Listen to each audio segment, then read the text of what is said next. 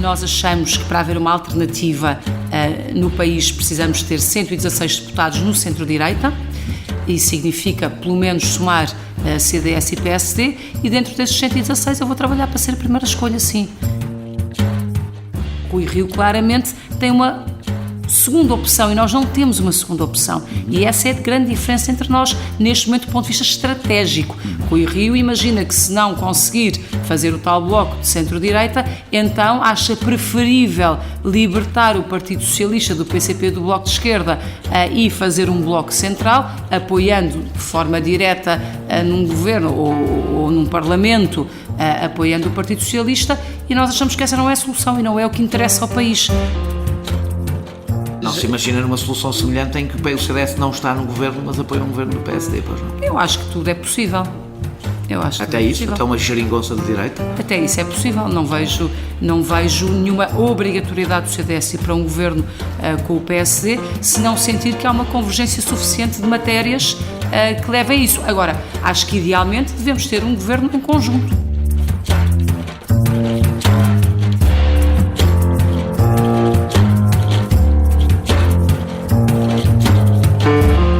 É mais do que uma entrevista, é menos do que um debate. É uma conversa com um contraditório em que, no fim, é mesmo a opinião do convidado que interessa. É um debate em que eu perco sempre. Perguntar Não Ofende é o podcast semanal assinado por mim, Daniel Oliveira, o que não faz chorar. Quase sempre sobre política, às vezes sobre coisas realmente interessantes. Ouça e subscreva no iTunes, no Mixcloud ou na sua plataforma de podcast favorita. Vá a patreon.com/perguntar não ofende, veja as vantagens de ser patrono e contribua para garantir a produção deste projeto independente.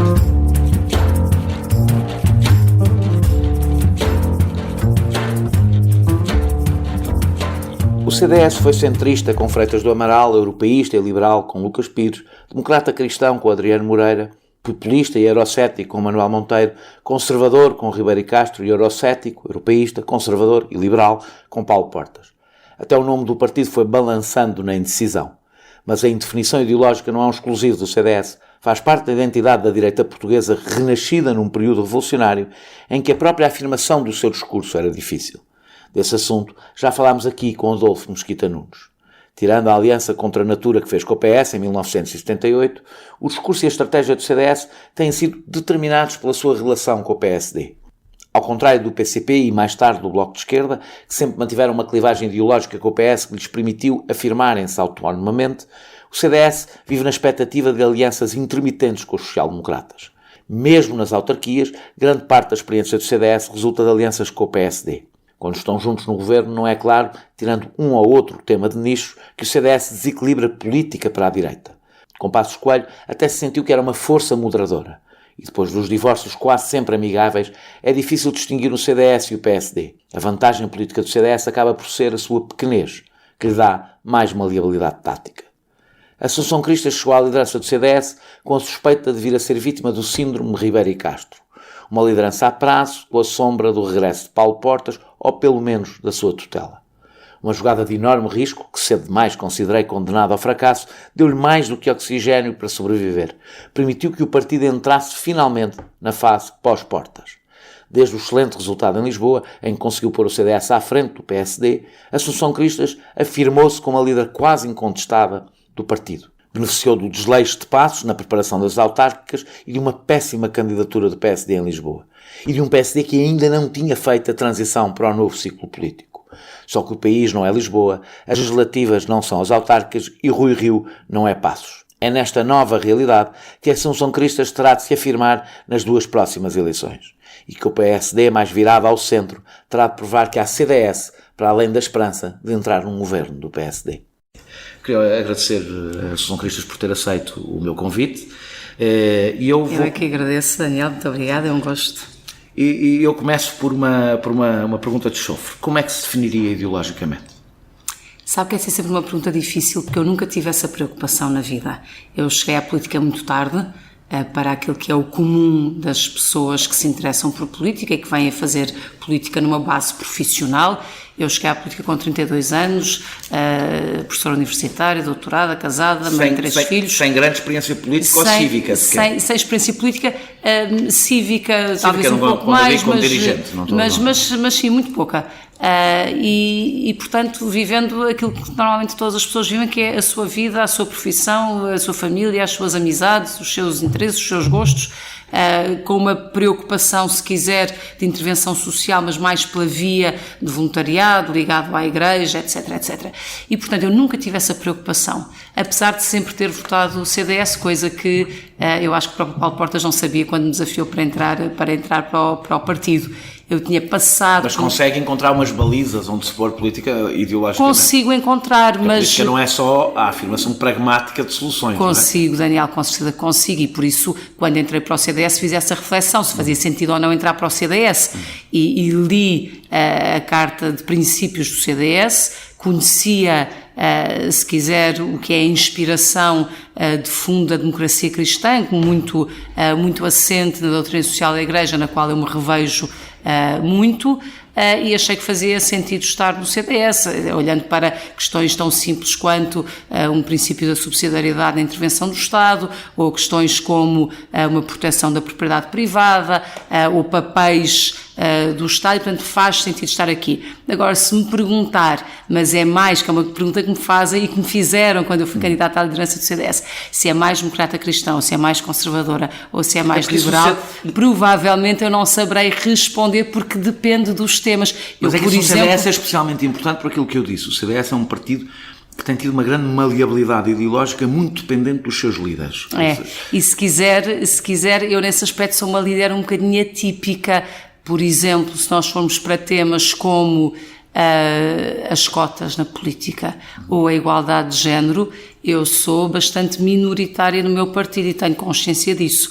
Vou procurando ganhar mais alguns adeptos e acho que vou conseguindo, mas tenho a noção de que há um partido muito mais conservador nessa matéria do que eu própria sou, mas não sinto que tenha enganado ninguém. Expliquei a toda a gente quais eram as minhas posições em relação a um conjunto muito relevante de matérias e as pessoas sabem. E matérias económicas, por exemplo, considera-se uma liberal?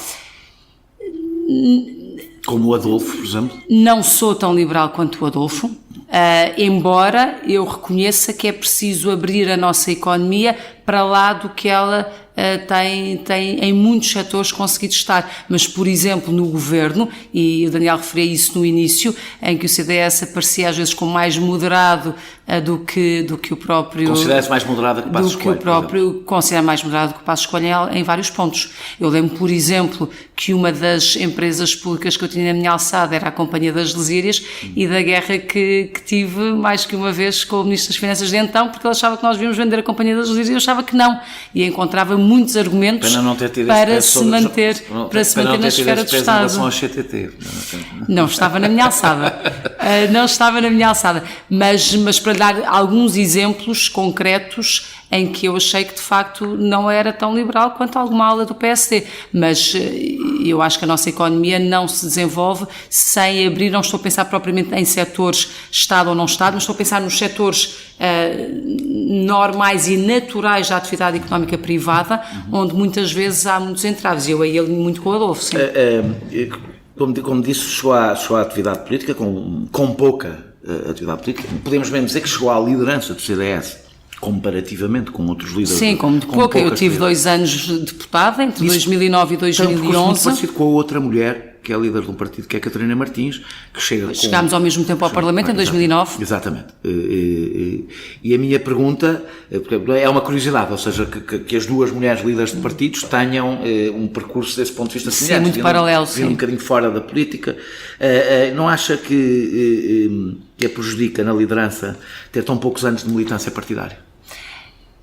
Prejudicar eu acho que não. Agora, que eu sinto que isto tem vantagens e desvantagens, claramente. Quais são as vantagens e desvantagens? As vantagens são que eu sinto-me bastante mais próxima do comum das pessoas que não vive a política e não respira a política no dia-a-dia. Eu lembro muito bem de estar na faculdade de Direito, que aliás até era bastante politizada, mas eu não me interessava muito por aí, embora me interessasse em discutir política com amigos, mas não de forma organizada e não para nenhum partido.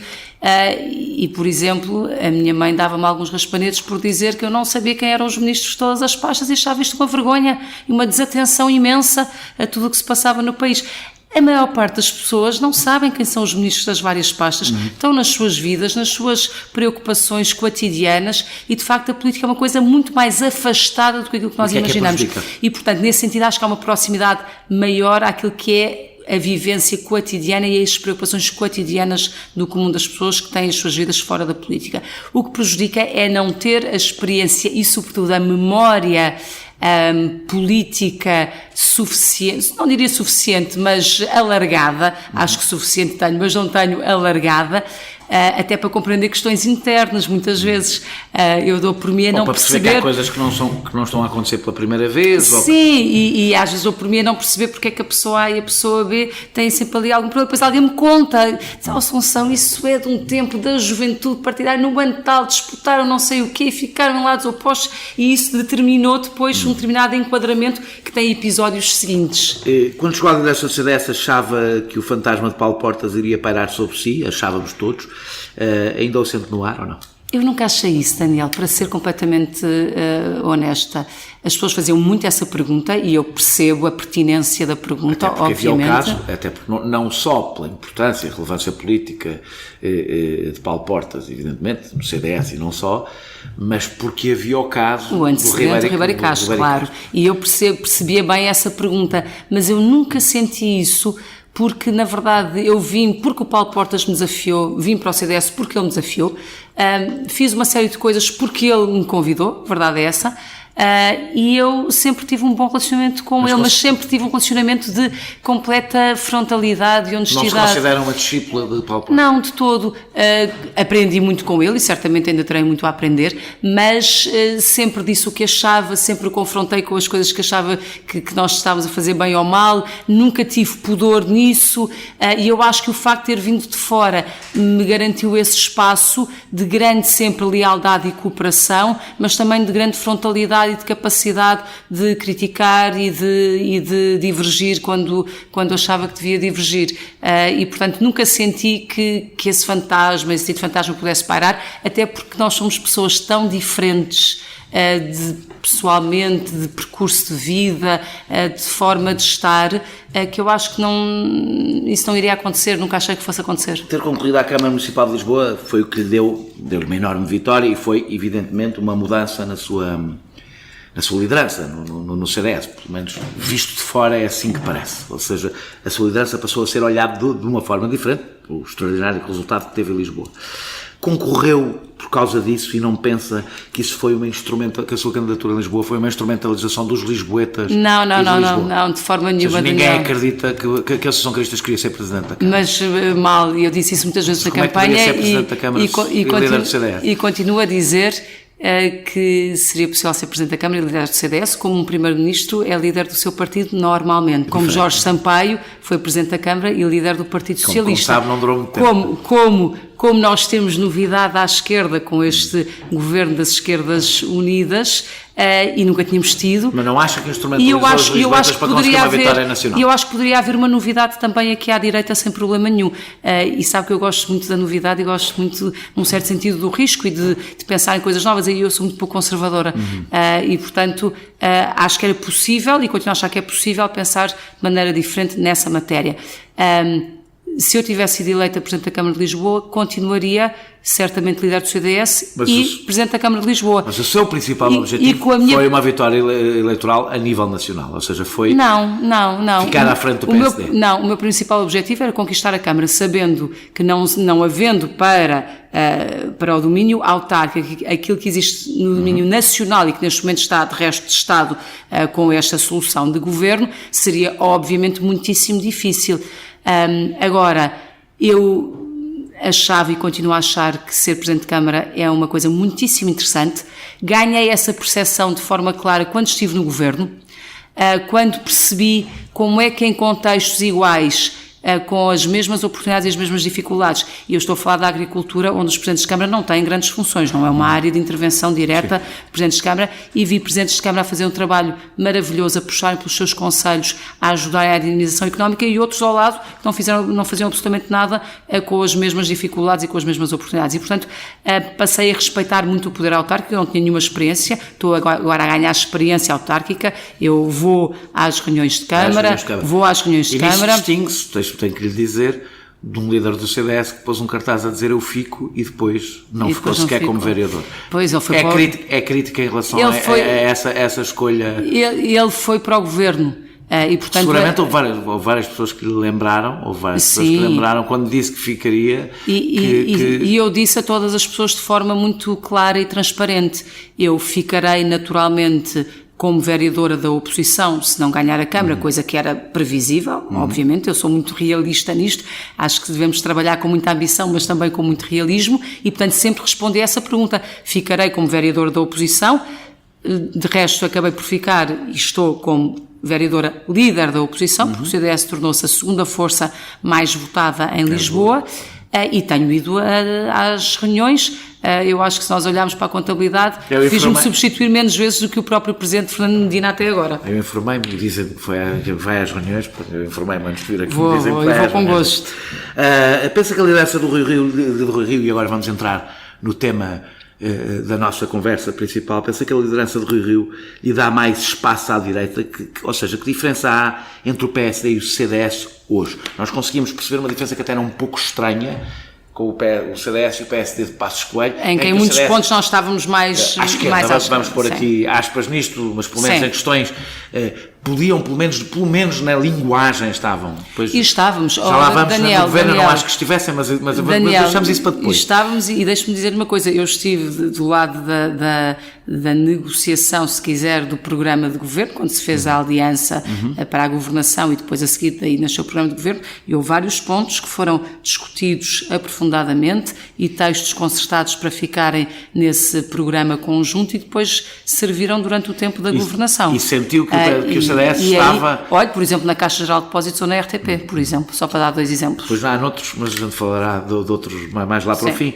onde talvez a coisa não seja bem assim. Mas, antes de chegarmos aí, houve uma mudança política, entretanto, no PSD, se quisermos simplificar, porque eu acho isto tudo um pouco de simplificações. Rui Rio corresponde, vamos pôr a coisa assim, a uma guinada, uma mudança estratégica do PSD mais para o centro. Sim, e mais uma versão Bloco Central. Pronto, e com um discurso muito diferente, por exemplo, em questões económicas e sociais, um discurso muito diferente de Passos Coelho, até quase em antítese ao discurso de Passos Coelho. Se acha que o CDS ganha espaço político com esta nova solução no PSD? Olha, eu acho que o CDS está a fazer um caminho diferente, no sentido em que nós claramente procuramos trabalhar de uma forma que não seja de acantonamento em nichos, que era uma coisa que me perguntavam muito, agora que vem, quais vão ser os temas do CDS, quais são os nichos do CDS. Nós não queremos ser um partido de nichos. O CDS pegava-se mesmo em nichos eleitorais. Exatamente, em nichos eleitorais, em nichos temáticos, e nós não queremos ser um partido de nichos. 2, também não queremos ser um partido que só se define por contraposição ao PSD. Nós queremos ser um partido que olha para o país, olha para as preocupações das pessoas no seu cotidiano e que encontra respostas naturalmente inspiradas naquilo que é a nossa visão e a nossa, se quiser, o nosso substrato doutrinário, mas aí também com matizes variadas, o que também mostra que é um partido plural e que está a crescer, e eu acho que isso vai acontecer cada vez mais. Isso é a resposta correta. Cada vez mas mais. Não deixa de estar a competir eleitoralmente com o PSD, Daniel, sim, é verdade. E que não há de ser só por uma questão de... Ou seja, a diferença do eleitorado de direita não há de ser só de quem é o líder que mais gosta. Tem que haver diferenças políticas. Claro, e nós estamos a competir para sermos a alternativa mais forte no centro-direita em Portugal. Quer dizer que o seu objetivo é ultrapassar o PSD? A grande casa do centro-direita em Portugal, eu acho que ficaria muito bem se fosse o CDS e não qualquer outro partido. Dir-me, isso é muito difícil. Fiz uma pergunta, está a dizer que quer ficar eleitoralmente à frente do PSD. Eu quero dizer que nós achamos que para haver uma alternativa no país precisamos ter 116 deputados no centro-direita, e significa pelo menos somar CDS e PSD, e dentro desses 116 eu vou trabalhar para ser a primeira escolha, sim. Com certeza. Dir-me, é muito difícil, é impossível. Talvez, mas eu acho que isso é o que faz sentido para o nosso país. Mas não me é para isso que eu vou trabalhar.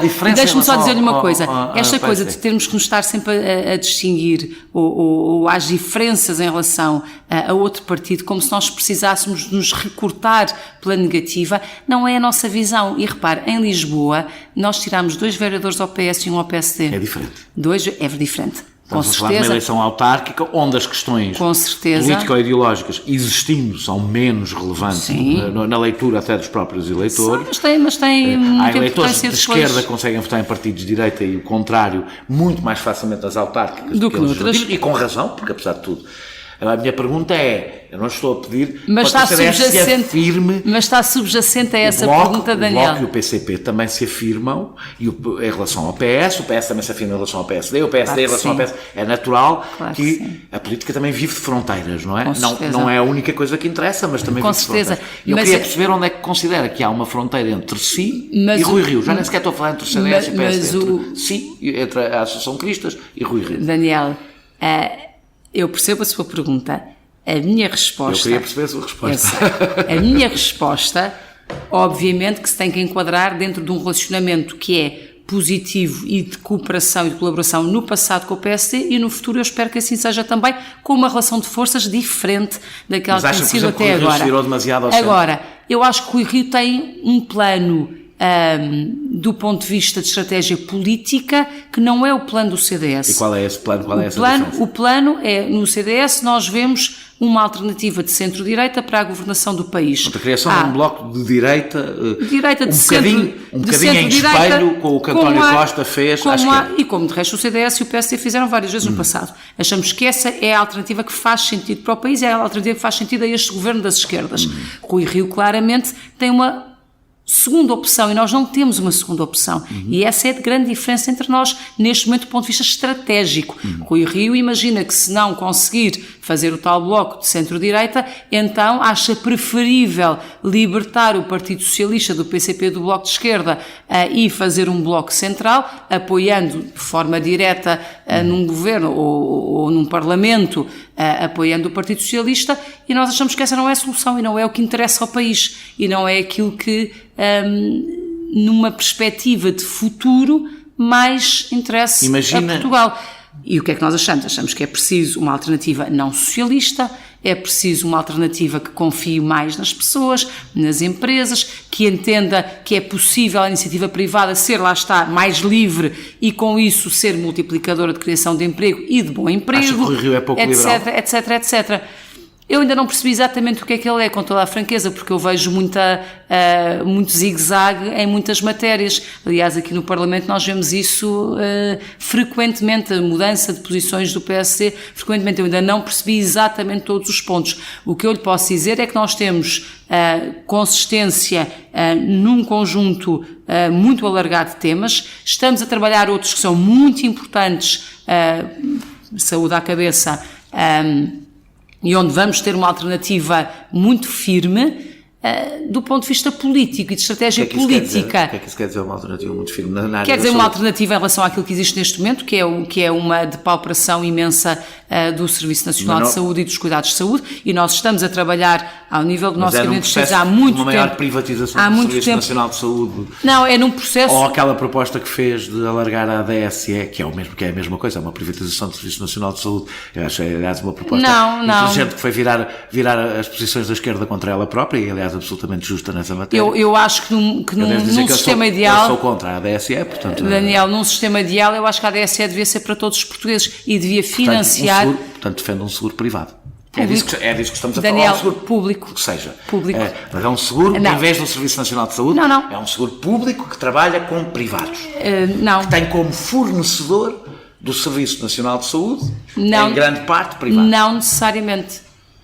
Também, mas não só, não necessariamente. Que é um bocadinho o sistema americano. E é o sistema alemão, e é o sistema alemão também, mas não necessariamente, porque eu acho que um seguro para todas as pessoas, e público e pago com dinheiro público para as pessoas que obviamente não têm recursos para o pagarem por si próprias, pode ser uma forma de ajudar a sustentar e a financiar o próprio Serviço Nacional de Saúde. Eu, quando puxei por isto, é porque achei uma proposta interessante, aliás, na altura elogiei pela coerência, não evidentemente pela proposta com a qual discordo. Sim, imagino. Não, quando digo a coerência significa porque a posição incoerente nesta matéria é da esquerda que continua a defender a ADSE, mesmo que a gente perceba que a ADSE não pode acabar de um dia para o outro, isso é outro debate, e pegou nessa contradição da ADSE para conseguir ter uma posição coerente em relação à direita, que eu acho que é de privatização de serviços. Mas eu acho que não é, mas eu aí discordo. Eu acho aliás, muito semelhante ao que defende para as escolas, e para os colégios, Daniel, ou seja, para que o Estado seja um financiador do sistema privado de educação. Eu acho que o Estado não precisa de ser um financiador exclusivo no sentido em que não presta nada e só financia. Eu não tenho essa visão, porque de resto acho que não se escreve uma folha em branco e, portanto, nós temos um sistema montado, em alguns casos a funcionar bem, em muitos casos, infelizmente, a funcionar muito mal na área da saúde, e eu acho que o que é bom deve naturalmente ser muito preservado. O que eu acho é que há um problema sério de sustentabilidade financeira, nós andamos a trabalhar sobre isso há muito tempo e traremos um modelo todo feito. Mas para perceber qual é o meu pensamento, não quer dizer que depois de todos os estudos técnicos nós possamos apresentar isto tal qual assim, eu quero fazer esta ressalva, porque há gente que sabe muito mais do que eu dentro do CDS e independentes que estão a ajudar nesta matéria, que estão a trabalhar, e eu não me quero antecipar essas conclusões, mas se quiser, aquilo que eu acho é que nós temos um SNS que precisa de ter qualidade e sustentabilidade financeira, coisa que não tem neste momento, e está de rastros, e neste governo está pior do que aquilo que estava, e uma forma de o ajudar a sustentar pode ser perfeitamente através de um seguro tipo ADSE para todas as pessoas e que obviamente pague o serviço também ao SNS, quando as pessoas vão ao SNS. Se eu tiver um seguro de saúde, eu tenho ADSE, sou funcionário público, sou professor universitário. Defende um sistema misto e não um sistema de Serviço Nacional de Saúde público. Em que existe um sistema, em que existe um Serviço Nacional de Saúde que faz parte de um Sistema Nacional de Saúde e onde, por exemplo, eu com a minha ADSE posso ir a um hospital do SNS e, obviamente, a ADSE também paga a esse hospital do SNS, como posso ir ao outro lado e pagar do outro lado. Desculpa, que há um lado terceiro, que é ter o CDS a explicar às pessoas de esquerda porque é que é errado defender o SS, a ADSE.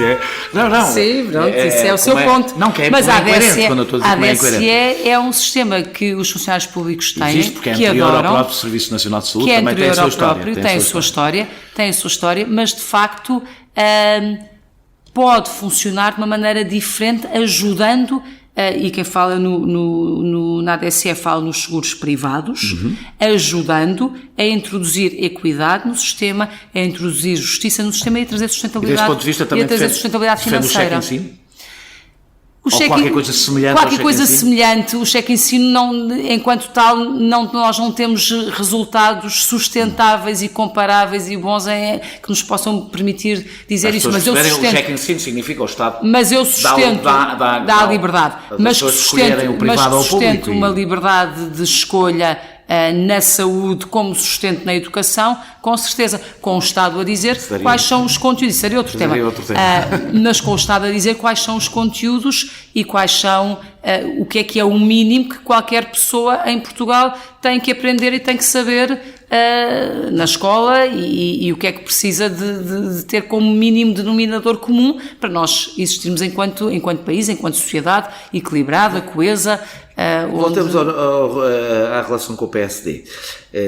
Imagino que se lhe perguntasse, imagina governar com o Rui Rio, imagina-se ser Primeiro-Ministro, agora imaginando que o mais provável, pelo menos agora olhando para as sondagens, não vamos fazer futurologia, é o Sabe PSD. Que nós no CDS temos uma vacinação à partida em relação às sondagens. Mas há limites, não é? As sondagens não se costumam enganar, em tanto que neste momento o CDS pudesse ser o partido mais votado. Aqui em Lisboa enganaram-se bastante. Deram todos votações no dia. Não, mas votações aproximadas. Nós não estamos a falar neste momento de nenhuma sondagem, não há votações minimamente aproximadas.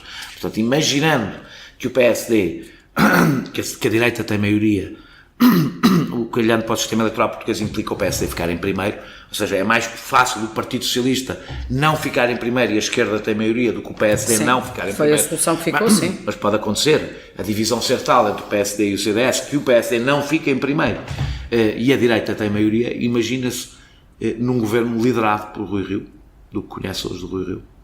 Eu acho que é preciso fazermos um caminho do ponto de vista de... Neste momento não há grande entendimento. Eu acho que é preciso fazermos um caminho do ponto de vista de afinamento de temas, de prioridades, de grandes questões em várias áreas da governação. E o que eu tenho dito sempre é que é perfeitamente possível fazer-se esse caminho, mas neste momento nós estamos numa fase em que cada partido, e eu acho que bem, e nós convergimos, eu e Rui Rio convergimos nessa matéria, que o que faz sentido para o centro-direita é cada partido afirmar-se por si, e depois haverá certamente um momento de diálogo e de convergência. Eu tenho dito desde sempre que acho possível, pela nossa história, pelo aquilo que também tem sido a história, o CDS governou com o Rui Rio no Porto, teve um vice-presidente da Câmara do Porto durante 12 anos, e as coisas correram, e as coisas correram bem, portanto é possível. Agora eu acho que é preciso muita discussão e muito afinamento de temas, sim. Mas é preciso percebermos o que é que Rui Rio pensa em relação a um conjunto muito relevante de matérias. Mas olhando para o pouco que vamos sabendo, percebemos que parece haver aqui alguma incompatibilidade, ou seja, porque Rui Rio, agora não falo do PSD no seu conjunto, até porque nós não percebemos o que é que vai ser o PSD de Rui Rio, porque o grupo parlamentar do PSD ainda é muito marcado por aqueles que não apoiaram o Rui Rio internamente, mas não estamos aqui por falar da vida interna do PSD. O que nós percebemos é que temos um PSD muito mais liberal que o CDS, ou um líder do PSD muito mais liberal que o CDS em matéria de costumes, sim. E muito menos liberal que o CDS em matéria económica e social. O que torna um entendimento bastante mais difícil do que foi no passado. Aliás, porque Passos Coelho partilhava com vocês, aliás, para surpresa de muita gente, porque mudou em matéria de costumes, ele mudou de posição, ele tinha umas e passou a ter outras. Havia um entendimento nas duas áreas. Ou seja, pelo menos, vamos pôr que é uma coisa um pouco mais desafiante, para pôr a coisa de uma forma simpática, um diálogo entre o CDS e o PSD neste momento. Será certamente um diálogo interessante, profundo e desafiante. Agora, eu diria que bastante mais fácil do que aquele que o Partido Socialista teve que manter com o Bloco de Esquerda ou com o PCP. E, portanto, eu não creio que haja clivagens tão profundas quanto aquelas que existem atualmente entre o PS, o PCP e o Bloco de Esquerda. Não se imagina numa solução semelhante em que o CDS não está no governo, mas apoia um governo do PSD, pois não? Eu acho que tudo é possível.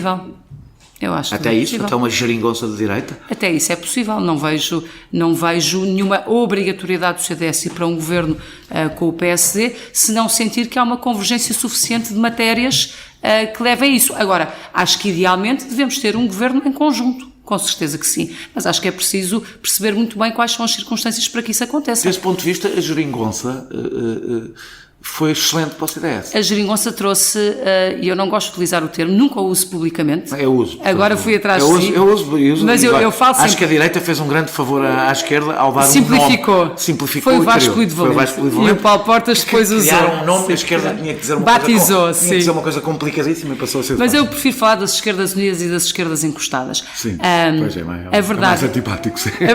A verdade é que esta solução abriu muitas portas para o CDS. A primeira foi mostrar que o voto útil acabou. E nós fomos sempre penalizados ao longo da nossa história pelo imenso desejo de que alguém ficasse em primeiro lugar para garantir que esse era o primeiro-ministro. Eu recordo muito bem da campanha em 2011, em que o CDS estava bem, estava a crescer, na rua as pessoas dizíamos gostamos muito de vocês, e eu sou eleita pelo Distrito de Leiria, e as pessoas gostavam, e eu tinha estado apenas 2 anos no Parlamento e já me conheciam, e tudo muito bem, e o Paulo Portas, etc. E chegou à última semana da campanha eleitoral e eu passei a ouvir isto.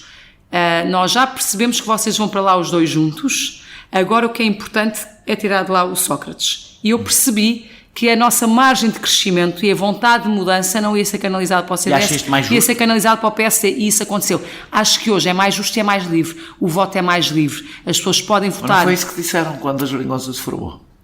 O CDS foi muito crítico e falou de ilegitimidade. Sim, eu por acaso nunca falei disso, nunca utilizei essa palavra, mas vou dizer, fomos muito críticos por uma razão muito simples, porque as pessoas não podiam contar com esta solução, porque houve de facto por acaso, muitas eu acho que pessoas... António Costa o disse várias vezes durante a campanha. Acho que as pessoas ficaram muito enganadas, ele levantou um bocadinho o véu e foi muito criticado por nós na última semana de campanha eleitoral e imediatamente, nomeadamente o Partido Comunista, mas também António Costa, vieram dizer, lá estão os da direita a levantar o papão da esquerda e o papão dos comunistas, e isso não é verdade, isso não vai vai acontecer, recordo muito bem disto. E, portanto, davam-me outra na ferradura. Mas, como sabe, o que dizem as sondagens é que o eleitorado de esquerda, do Partido Socialista, do PCP e do Bloco de Esquerda, está bastante satisfeito com esta solução, gosta desta solução, portanto, não se sentiu traída por esta solução. Mas vou dizer que muitas pessoas se sentiram enganadas, traídas. Muitas pessoas, eu acho que votaram, por exemplo, com protesto, não no Partido Socialista, mas no Bloco de Esquerda, e hoje não voltarão a votar.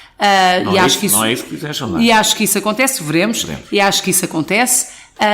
Sobretudo não havia uma experiência, as pessoas tinham na cabeça esta ideia de que para se governar e para se ser Primeiro-Ministro é preciso ficar em primeiro lugar, e nós, CDS, sofremos muito disso quando nos diziam: gostamos muito de vocês, mas vocês nunca lá chegam, e portanto, se queremos uma mudança, vamos votar no PSD. Eu acho que isso acabou, e portanto dá-nos essa margem.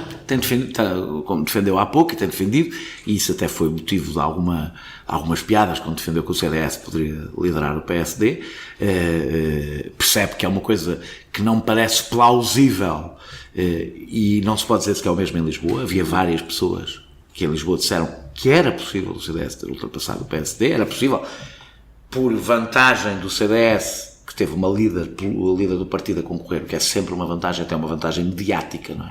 Porque a Associação Cristã teve mais cobertura noticiosa que o Presidente da Câmara, que o atual Presidente da Câmara, que venceu, ficou a pouco da maioria absoluta.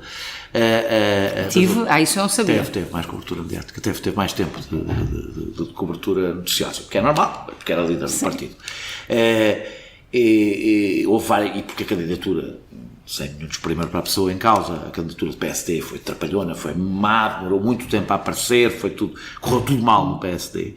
E havia muitas pessoas que diziam que esse risco existia. Não há ninguém neste momento, a não ser a própria Associação Cristas, que ponha a possibilidade de CDS ultrapassar o PSD. Daniel, e a coisa mais engraçada é quando me perguntavam na campanha eleitoral se o objetivo era passar o PSD, eu dizia sempre que não, que o objetivo era ganhar a Câmara e derrotar Fernando Medina.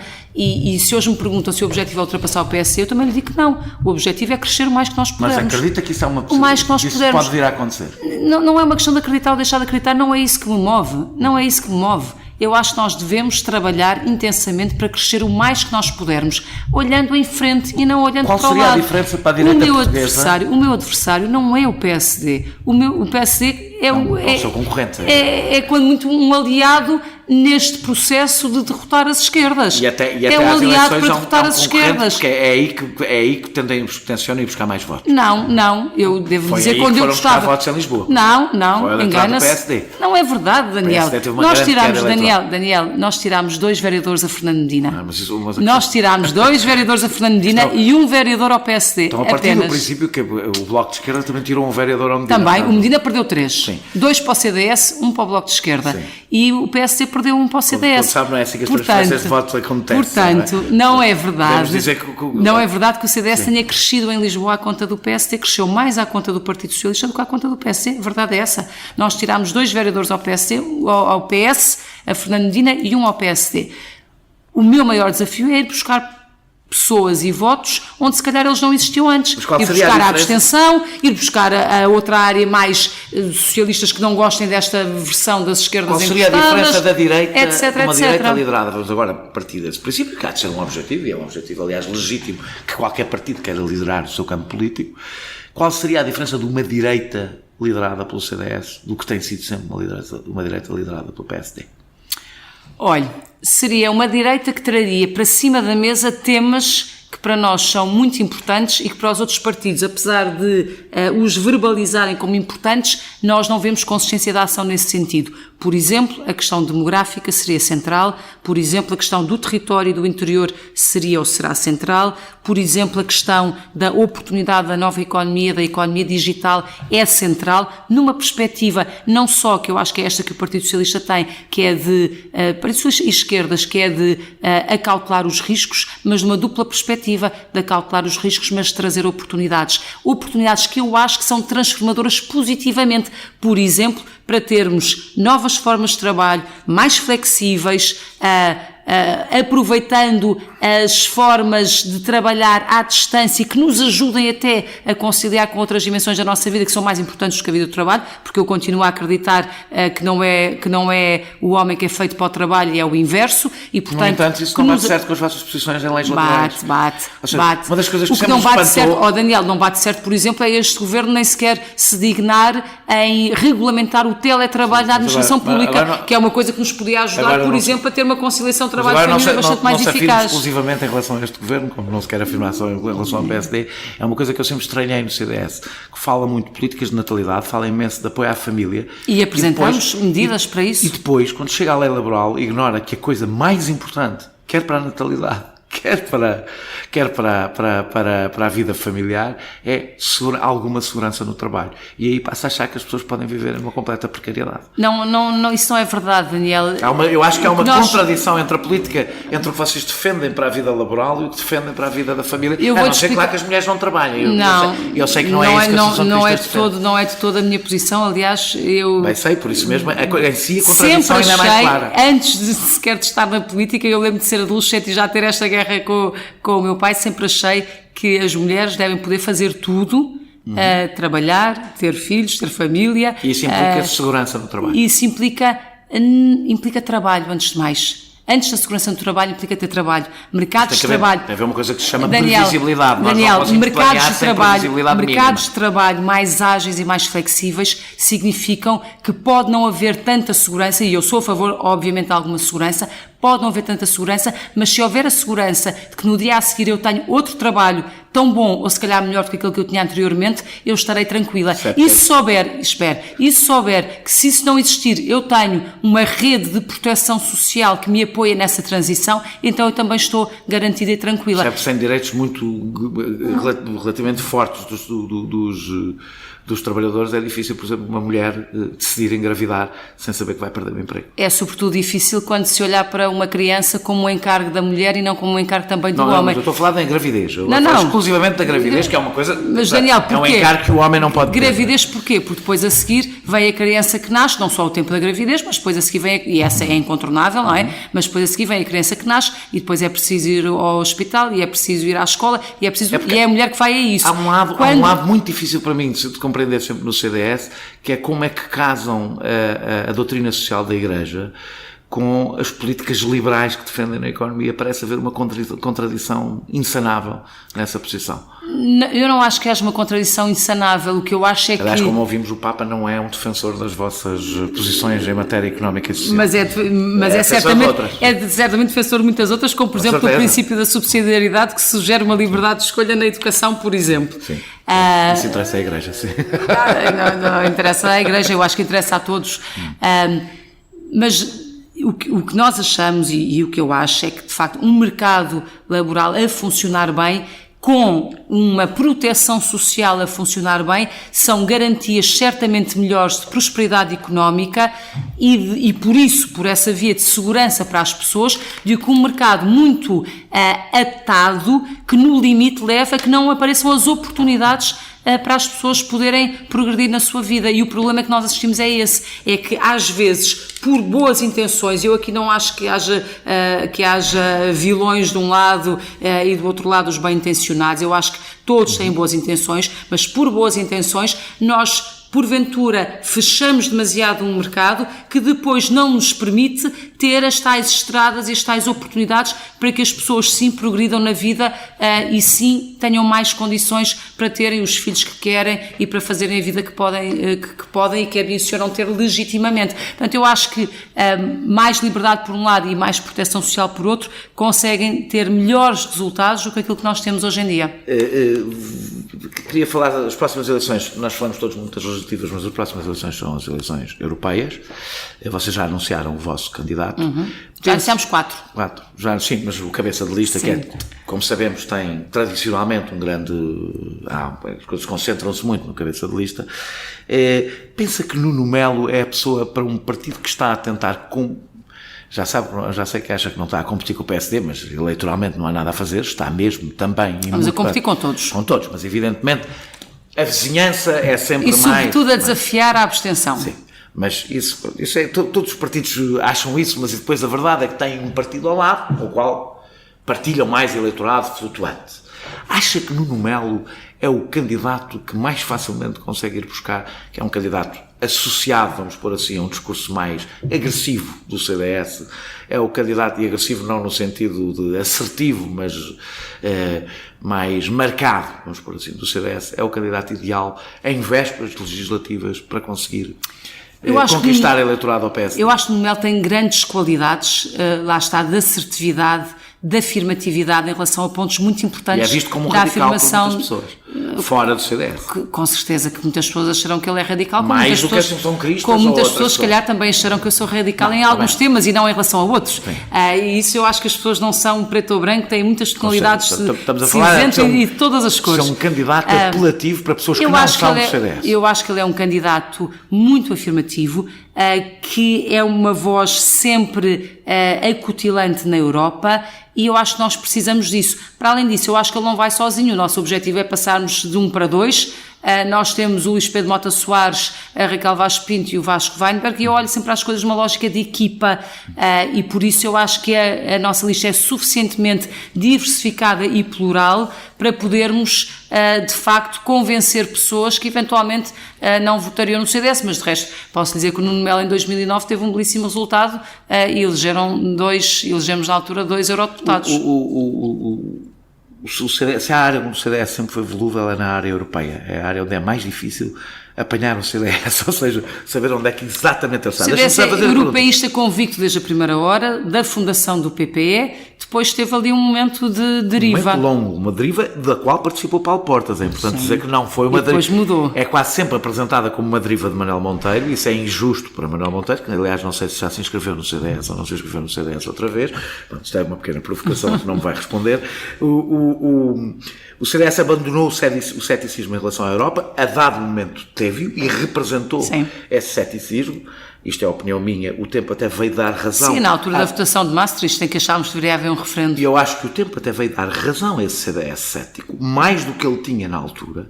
Ou seja, o tempo veio confirmar algumas das coisas que o CDS levantou, que nem, e muitas delas não são o meu ponto de vista, mas vieram confirmar alguns entorces democráticos da União Europeia, e que Portugal até os sentiu de forma mais forte. Não pensa que, por não... Mesmo que isto do euroceticismo e do europeísmo é sempre uma coisa, é uma questão de graus, não é? Ser eurocético não obriga a ser obrigatoriamente contra a existência da União Europeia ou contra a União Europeia. Que o CDS abandonou, deixou muito eleitorado de direita sem representação. Ou seja, nós encontramos em muitos partidos que não de extrema-direita, que não, portanto, partidos dentro do espaço democrático por essa Europa fora, posições eurocéticas que não são anti-europeístas, mas são no Partido Conservador, no Partido Inglês, que entretanto aconteceu o que aconteceu. Sim, mas noutros países, posições pelo menos cautelosas em relação à Europa. Não faria sentido que o CDS representasse esse eleitorado que existe em Portugal à direita, Daniel, e não o deixasse totalmente órfão, sem qualquer representação política, Daniel, no espectro político português. Eu não sei se pode dizer que não tem qualquer representação. Eu acho que o CDS representa e deve representar uma visão de europeísmo convicto, mas ao mesmo tempo de grande exigência em relação à Europa. E a grande exigência, eu acho que se traduz muitas vezes em coisas simples que influenciam o nosso cotidiano, e eu volto àquilo que interessa às pessoas e ao seu dia-a-dia, que eu acho que é o mais importante, e que nós continuamos a perceber que não estão resolvidas. Ou seja, eu acho muito mais interessante nós discutirmos, por exemplo, porque é que nós ainda não temos uma união bancária a funcionar, porque é que uma empresa em Portugal não tem a mesma taxa de juros, se tiver as mesmas condições de capitais, etc. Imagina qual é o preço disso, não é? Do que foi o preço que pagámos de tudo o resto, é que deixamos de decidir cá qualquer coisa que tenha a ver com política bancária. Daniel, mas infelizmente nós neste momento já temos uma coisa muito estranha, que é decisões tomadas na Europa, e depois custos arcados nacionalmente. Certo. E, portanto, eu acho que então, se é assim, é preciso levar isto até ao limite e completar as coisas. Completar as coisas passa por garantir que uma empresa uma boa empresa com um bom projeto em Portugal tem o mesmo acesso ao financiamento como uma empresa situada em França ou na Alemanha ou em Itália. E quando eu falo de ser exigente em relação à Europa, é também ser exigente em relação a estes pontos que estão ditos e que estão falados, a União Bancária vai ser determinada por Berlim, não vai ser determinada por Portugal. Mas que não são concretizados. Pois eu sei, mas eu acho que esse é um ponto, e, aliás, eu sempre que tenho oportunidade não deixo de o marco sempre, como por exemplo, em relação a outro ponto absolutamente crítico, que tem a ver com as questões das ligações energéticas, como é que é possível que nós estamos num mercado único e que não haja a ligação Transpirineus a funcionar. E nós que temos sol em excesso e que temos vento muitas vezes em excesso... E porquê é que acha que é possível? Não consigamos exportar essa energia que, além do mais, do ponto de vista da segurança energética europeia, faz muito mais sentido porque nos liberta um bocadinho da Rússia. Portanto, são estas matérias em concreto que têm a ver com o dia-a-dia do nosso país que eu acho que nós temos que ser muito exigentes na Europa e devemos chamar sempre à colação. Sabendo que o nosso peso é muito pequeno na Europa. Sabendo que o nosso peso é muito pequeno. E, portanto, que em princípio, no fim, vamos perder. Não necessariamente. Eu acho que nós, no fim, podemos ganhar se soubermos trabalhar com muita intensidade, com muito foco, acho que sermos... Uma das coisas que me espanta no europeísmo é porque ele tem uma visão um bocadinho naif e ingênua das correlações de forças.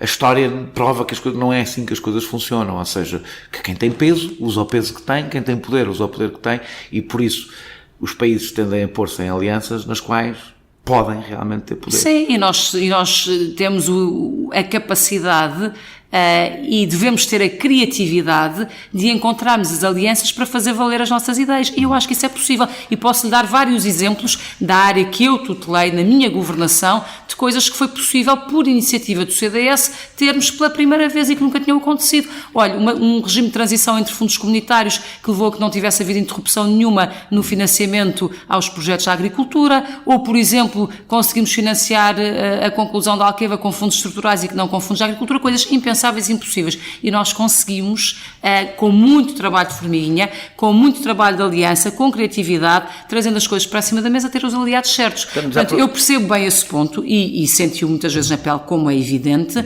mas acho que em muitos tópicos não é um destino irreversível. É preciso trabalhar para que não seja e encontrar as fórmulas certas. Estamos a aproximar do fim. Eu queria ir à sua governação no instantinho, não é à sua especificamente, é também à sua, mas é a do CDS em geral. A sua principal marca política como ministra, pelo menos a que conhecemos, claro que há de ter sido outras, está muito ligada à lei do arrendamento. Tem sido bastante criticada por isso. Para além de uma crise de habitação, com uma pressão incomportável sobre as rendas, é responsabilizada pelo fim dos contratos de pessoas por desconhecimento de aderirem a um novo sistema, porque na realidade funciona na prática como uma autorização tácita, por não resposta à carta, tendo ficado neste momento muitas pessoas numa situação dramática. Pessoas que não sabiam que estavam a aderir a um novo sistema e que perdiam basicamente o contrato que tinham anteriormente e que julgavam estar em vigor. Não se sente responsável por estes dramas humanos? Olha, Daniel, duas coisas. Primeiro, a lei foi feita numa altura e num contexto muito diferente do contexto atual. E aquilo que eu tenho dito sempre é para problemas novos, soluções novas. Daniel falou da Grande Depressão, a Grande Depressão urbanística, a Grande Depressão do investimento imobiliário não existia em 2011. Em 2011 nós estávamos numa profunda recessão, com o imobiliário profundamente parado, em queda brutal, com centros da cidade de Lisboa e do Porto perfeitamente debilitados do ponto de vista não só do edificado, mas também do tecido humano, das pessoas que lá habitavam, porque iam saindo e não havia gente a habitar aqueles centros, portanto, uma população profundamente envelhecida, e tudo isso era preciso tratar. Além de que, as pessoas ficaram vulneráveis por situações que poderiam ser novas. Daniel, não é? eu nem vou explorar essa parte. A reforma do arrendamento estava inscrita no memorando da Troika pelo Partido Socialista, 6 meses para ser feita e sem nenhuma proteção para os contratos antigos. É pelo Partido Socialista, pelo PSD e pelo CDS que assinaram os três um memorando. Não, senhora, pelo Partido Socialista que assinou o memorando e que negociou o memorando, e CDS e PSD apenas assinaram uma carta de conforto porque senão não vinha o dinheiro para o país. E, portanto, uma atitude patriótica. Eu ainda me lembro do PSD dizer que tinha mais coisas lá suas do que o Partido Socialista. É bom dizer, acho que o PSD Daniel, e o CDS defenderam aquele memorando e depois puseram-se de fora. Não, Daniel. Daniel, deixe-me dizer-lhe isso, para ser totalmente clara, eu estive nas reuniões com a Troika nessa altura. Sim. O memorando foi negociado pelo Partido Socialista, que na altura estava no governo, José Sócrates. Sim.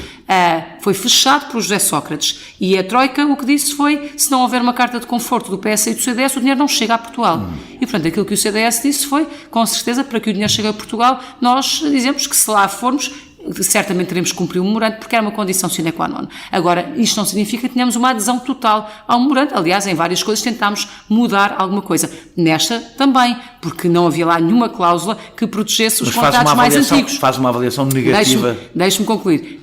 Não havia nenhuma proteção para os contratos mais antigos. E aquilo que eu consegui negociar com a Troika foi um período de transição de 5 anos e uma cláusula de proteção para as pessoas mais idosas e para as pessoas com carência económica. Mas e foi assim? aprovado, e foi aprovado no anterior governo um subsídio de renda que este governo entendeu não aplicar, porque não quis aplicar dinheiro a esse subsídio de renda. Diz Fernando Medina que vocês nem sequer foram juntando o dinheiro que era suposto juntar ao longo desses anos para chegar aos 250 milhões. Isso é uma conversa, peço imensa desculpa, da maior demagogia que há. Vocês decidiram que esse dinheiro existia, mas não trataram dele. Decidiram que esse dinheiro existia, Daniel, é muito simples. Esse dinheiro é inscrito no Orçamento de Estado à medida que é necessário. Os contratos não acabam todos ao mesmo tempo. Para já era preciso 5 anos e depois nem todos os contratos entraram ou tiveram objeto de negociação durante esses 5 anos. Havia muitos contratos antigos que ainda não tinham tido nenhuma relação, ou seja, o período transitório de 5 anos para cada contrato ainda não tinha sequer começado. E, obviamente, que há opções políticas a fazer.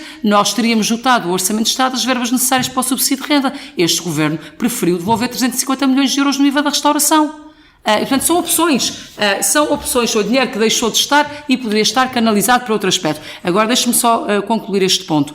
Muito daquilo que hoje é dito e que é assacado à minha lei não tem nada a ver com a minha lei. Ponto 1. Mas esta coisa que eu referi especificamente tem a ver com a sua lei. Espera. De resto, com as cartas, as pessoas receberam cartas. Deixe-me só, já lá vou. De resto, muitos contratos que terminam são contratos posteriores a 1990, não são contratos anteriores a 1990. E são contratos que de repente toda a gente diz a culpa é da lei aprovada naquele governo. Contratos anteriores a 1990. Os contratos anteriores a 1990 que tenham sido objeto, lá está, de situações em que as pessoas porventura não se aperceberam, padecem de um erro. Isto é passível de ser resolvido judicialmente ou através de um mecanismo extrajudicial. Eu já tive a oportunidade de dizer a uma colega sua, a Fernanda Câncio, de dizer, se eu estivesse no governo, já teria criado um mecanismo para perceber todos estes casos de erro, de pessoas que foram enganadas ou de pessoas que não se aperceberam e de fazer funcionar os mecanismos de proteção do direito. Porque as leis, nunca são perfeitas. Infelizmente, por mais que se tente, nunca são perfeitas e esta não é certamente uma lei perfeita,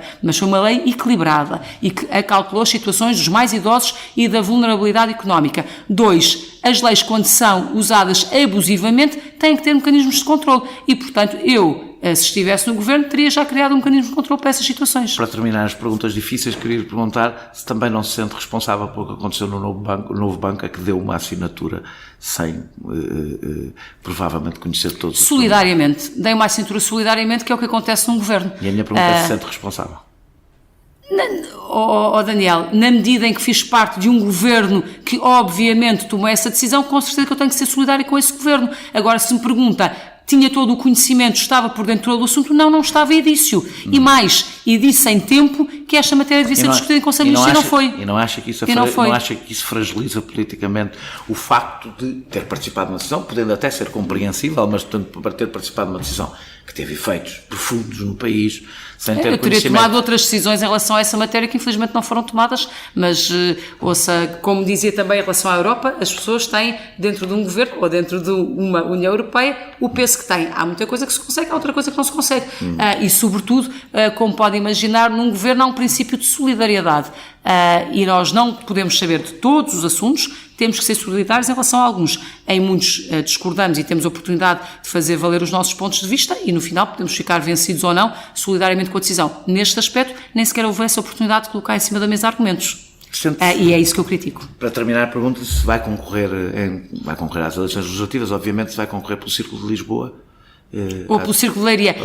Eu sempre fui candidata pelo Círculo de Leiria, como sabe. Mas neste momento é vereadora na Câmara de Lisboa. Fui convidada, neste momento sou vereadora e devo dizer que este é um tema que ainda não está decidido e que eu não decidirei sozinha, decidirei em conjunto com a minha Comissão Executiva, certamente. Eu sou bastante colegial na discussão dos temas e nas decisões.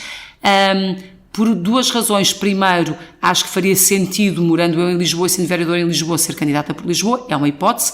Por outro lado, eu também me sinto muito ligada a um distrito que tem uma parte relevante no interior do país.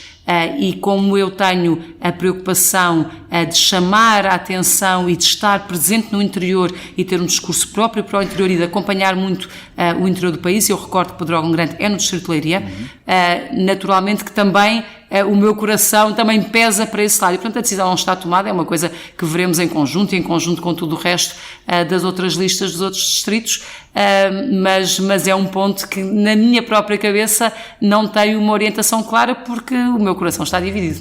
Muito obrigado por ter feito esta entrevista. Nós regressamos dia 6 de setembro com o Presidente Marcelo Rebelo de Sousa. Este podcast é produzido por João Martins, a música é de Mário Lajinha e a ilustração de Vera Tavares.